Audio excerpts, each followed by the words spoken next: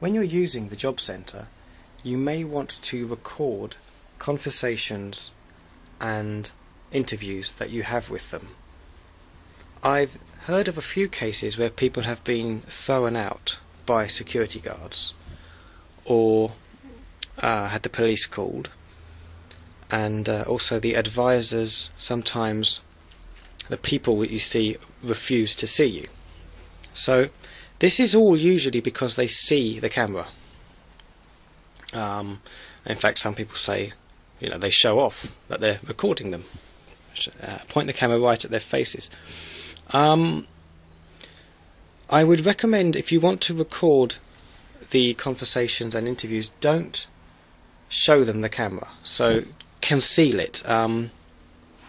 If you're using video, you can buy a lot of hidden, concealed cameras, very small ones. There's little badges you can get. The one I used was a badge. It was a little badge, like if you type into eBay smiley face camera, you get a little badge like that, and it just looks like a badge, but it's got a camera in it, and the quality is very good. What I often do is I would just record audio. So I would get the phone and put it on record, and then I'll just sit it on the desk in front of me, very casually, just put it down, and it will record the entire event. Now, regarding the laws about recording evidence, you often hear that you can't record on private property. I actually did a bit of research into this. I think one of the things to remember is you are recording a crime being committed.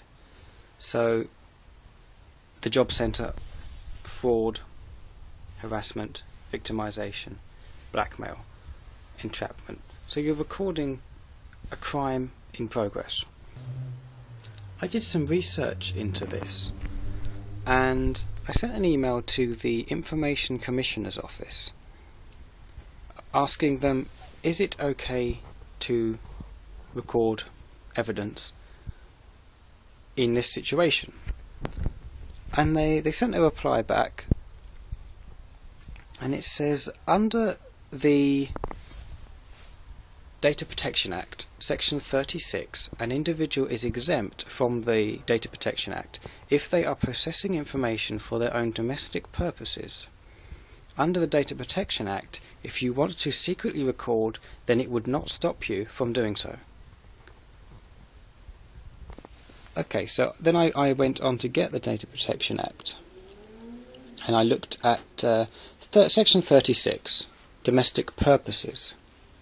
Personal data processed by an individual only for the purposes of that individual's personal, family or household affairs, including recreational purposes, are exempt from the data protection principles and the provisions of Parts 2 and 3.